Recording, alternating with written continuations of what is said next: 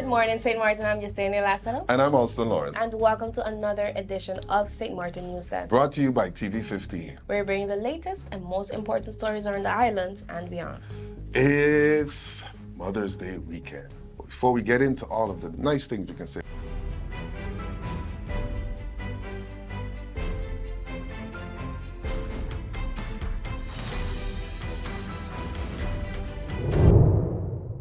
Police are investigating several serious road accidents, including a fatal hit-and-run and a scooter crash involving two riders. On May 5th, around 5:20 p.m., a man and a woman on a scooter were hit by an SUV on WJA Browers Road. The SUV driver turned left into a business and failed to yield, causing both riders to fall. They sustained lower body injuries but were wearing helmets, likely avoiding worse outcomes. Police are also collecting statements and evidence. In another incident, a fatal hit-and-run occurred around 4:30 a.m. on April 28 near Beely Folly Crossing in Cold Bay. A man in his late 60s walking on the sidewalk was struck by a scooter rider who fled. The victim died later that morning at the Sint Maarten Medical Center. Police are appealing to the public for help, especially with the hit-and-run case, and anyone with tips or surveillance footage is urged to contact the traffic department at 542-2222 or the anonymous tip line at 9300. KPSM reminds all road users to drive safely, stay alert, and respect others. These recent cases underscore how dangerous the roads can be when caution is ignored. the St. Maarten Police Force is cracking down on illegal parking along Broad Street and Cardville-Webster Street following continued violations that have escalated into serious safety concerns. Despite repeated warnings, illegal parking, especially on Broad Street opposite the police station, has caused the road to function as a single lane, creating daily traffic conflicts and increasing the risk of accidents. Motorists have reported confusion, verbal confrontations, and blocked access for emergency vehicles. On Wednesday, May 7th, police resumed strict enforcement measures, towing 4 illegally parked vehicles from Broad Street. Officers stressed this is not about inconvenience but public safety. What should be a standard two-way road has become a hazardous bottleneck due to persistent disregard for traffic laws. Police warned that vehicles parked in violation on either street will now be towed without notice. Offenders will also be responsible for all towing and administrative fees. KPSM urges all drivers to respect parking regulations, observe traffic signs, and prioritize safety for all road users. Continued violations will face firm enforcement actions as the police work to restore order and accessibility in these busy areas. A couple in their 50s was seriously injured in a shooting early Monday morning at their home on Pic Paradis Road, just below the entrance to Lottery Farm. The incident occurred shortly after 4 a.m. Emergency services, including the sapeurs, pompiers, the fire brigade, arrived on the scene to find the man suffering from gunshot wounds to the thigh and abdomen. His condition was classified as an absolute emergency. The woman sustained a jaw wound and was considered a relative emergency. Both were quickly transported to the hospital in a medical convoy. Authorities have released limited details so far. However, the gendarmerie has confirmed that an investigation has been opened into armed robbery and attempted murder. The motive behind the attack has not yet been disclosed, and officials are urging anyone with information to come forward. The shooting has sparked concern in the usually quiet residential area of Pic Paradis. Residents are reminded to remain alert and report any suspicious activity as the investigation continues. Court of First Instance has sided with the Pride of Beacon Hill Homeowners Association in a dispute over a controversial 5-story apartment project called Villa Sasha. The court annulled the building permit issued by former Vromi Minister Egbert Duran, citing a lack of legal justification, failure to consider objections, and violations of planning guidelines from the Simpson Bay Development Plan. Although the plan isn't law, the court ruled it must be respected due to its consistent use. Since 2014, the project's height, density, and short-term rental appeal were found to conflict with the quiet residential nature of the area. Parking concerns raised by residents were dismissed as 13 spaces were deemed acceptable for the submitted one-bedroom designs. The government must now reevaluate the project, with a new decision required within 3 months. It must be based on factual evidence, community input, and planning policy. The government was also ordered to cover PBHA's legal cost of 1,550 Caribbean guilders.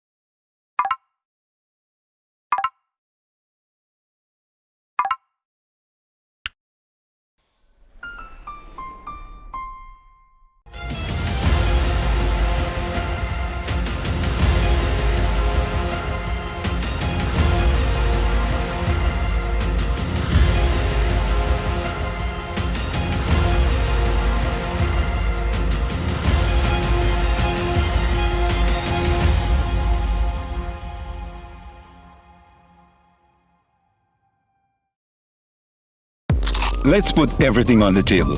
People always give their opinion, and you can either take it or crunch it.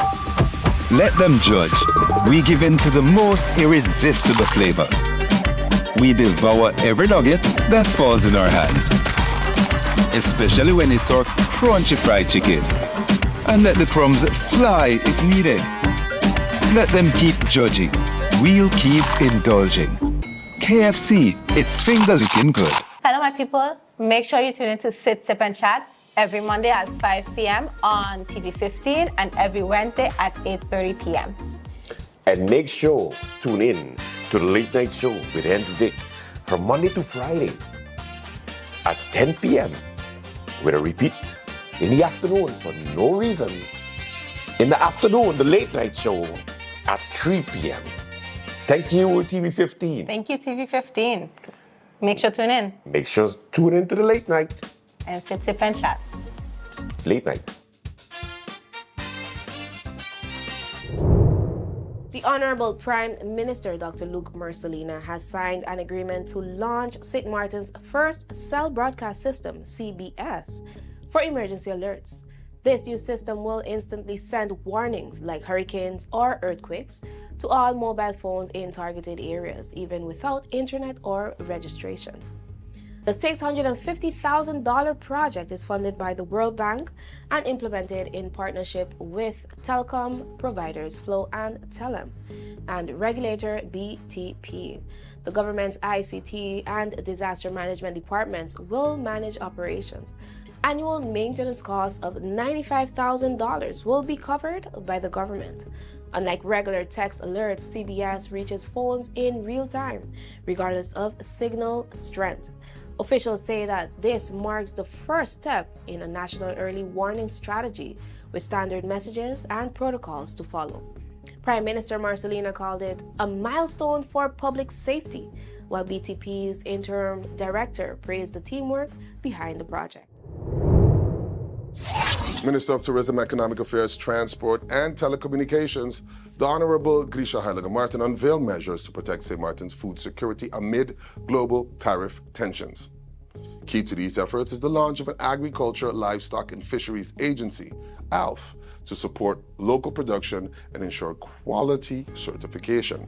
The government also aims to diversify import sources through new trade partnerships with St. Kitts, Panama, Barbados, and the Dominican Republic. Upgraded port infrastructure, a national trade and resilience task force, and enhanced consumer protections will further bolster the island's resilience.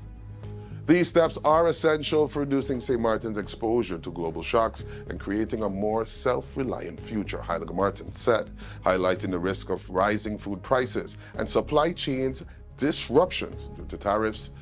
In response, the government is accelerating investments in local agriculture, fisheries, and water security to reduce dependency on imports. Efforts are already underway with bilateral meetings planned with the Dominican Republic and Colombia to strengthen regional trade relations and improve food security.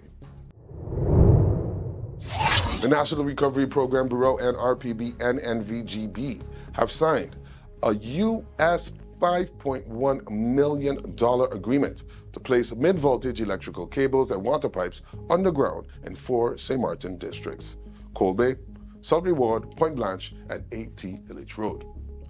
This initiative, part of the Emergency Recovery Project ERP1, aims to enhance the island's infrastructure and reduce vulnerability to extreme weather events. Over 9 kilometers of overhead electrical lines will be moved underground, and new water distribution lines will be installed in South Reward. Prime Minister the Honorable Dr. Luke Mercelina stated this project reflects our vision for a resilient and sustainable future. Minister of Romy, the Honorable Patrice Gums, emphasized the importance of meeting growing infrastructure needs. The project builds on underground cabling work begun in 2022. NVGB's interim manager, Thomas Rogendorf, stressed that the initiative boasts resilience and supports faster restoration after storms. NRPB Director Clary Connor added, "This project strengthens our infrastructure and prepares us for future storms." Work will begin in May 2025 with updates provided to residents through GB's Facebook page. The project is funded by the St. Martin Trust Fund and managed by the World Bank.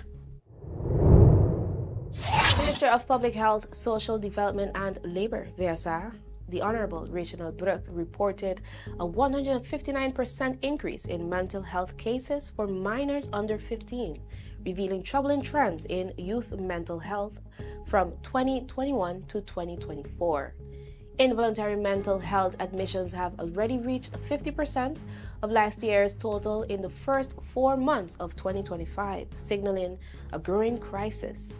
Between 2021 and 2024, the number of treated youth cases rose from 51 in 2021 to 132 in 2024. Similarly, MHF admissions steadily increased, with 1,705 cases in 2024, up from 990 in 2021. The demand for services has surged, with daycare patient treatments growing from 2,968 in 2021 to 6,253 in 2024. Minister Brooke highlighted several challenges, including a shortage of skilled professionals, outdated legislation, and the lack of proper mental health facilities. He also pointed out stigma and cultural barriers that prevent individuals from seeking care, noting gaps in services provided outside the Mental Health Foundation, known as MHF. Brooke stressed the need for a comprehensive approach to mental health, addressing hidden demands, improved awareness, and modernized legislation. He also emphasized the urgent need for mental health professionals, specialized facilities, and a stronger community-based approach to care. St. Martin's mental health services are insufficient for the growing demand, Brooke said, urging the government to address staffing, facilities, and public education to align with international standards.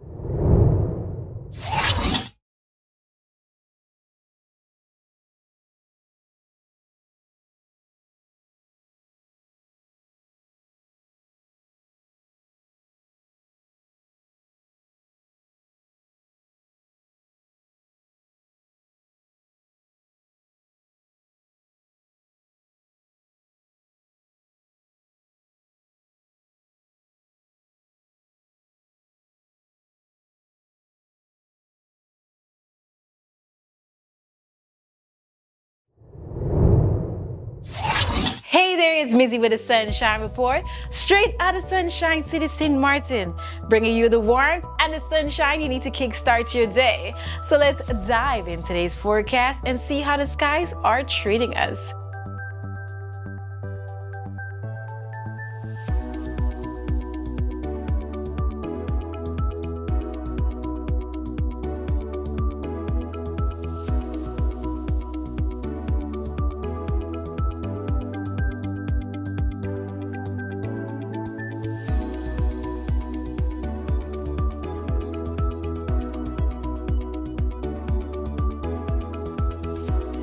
And that's it for your Sunshine Report, brought to you by the Met Department of Sint Maarten. Stay safe, enjoy the breeze, and have a great day, Sunshine City.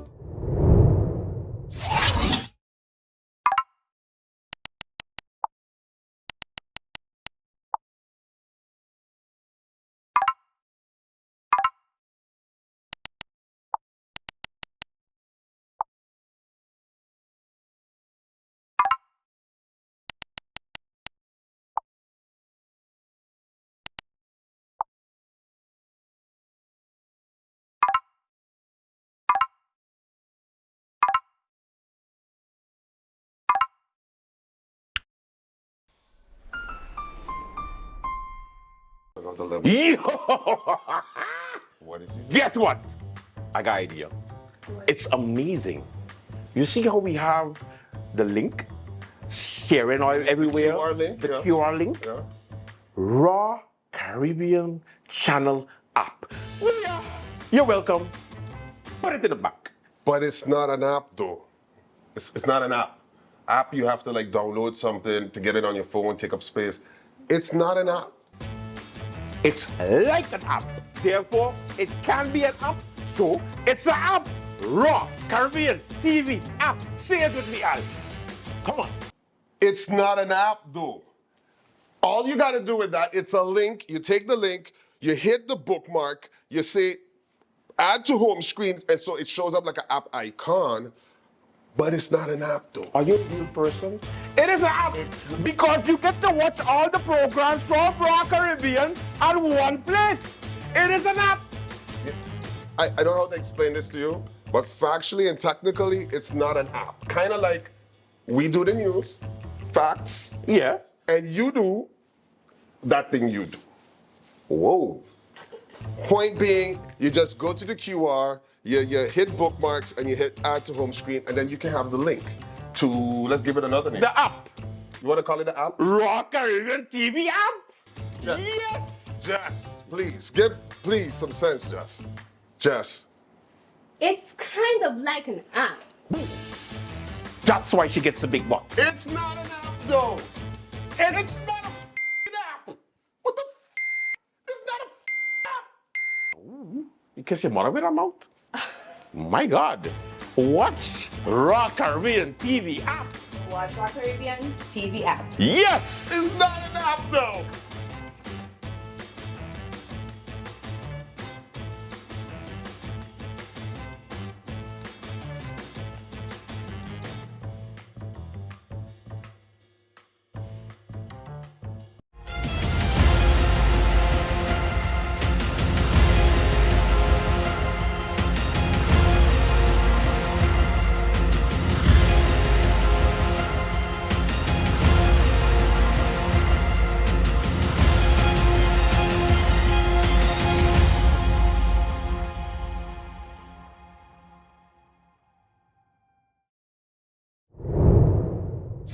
Of Public Health, Social Development and Labor, known as VSA, had resumed data collection for social registry in cul-de-sac, aiming to register over 600 households by year's end.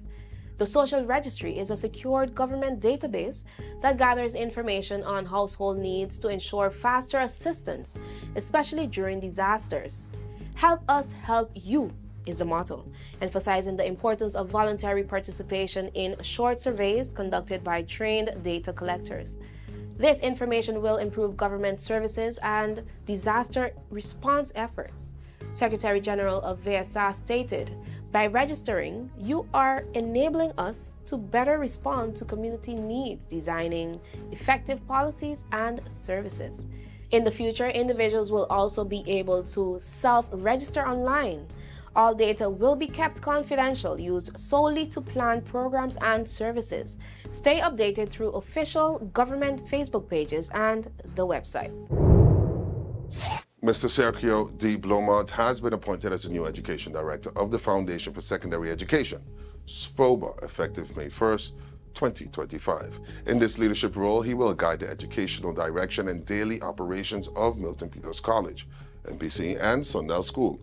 Blomont will also supervise personnel, oversee school development, coordinate student support, and manage the annual book fund.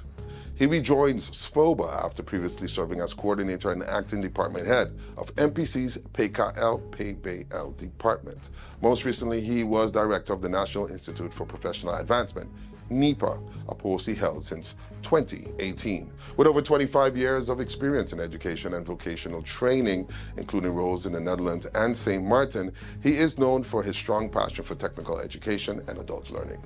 SVOBE welcomes his return, confident that his expertise and leadership will elevate the school's long-standing tradition of excellence.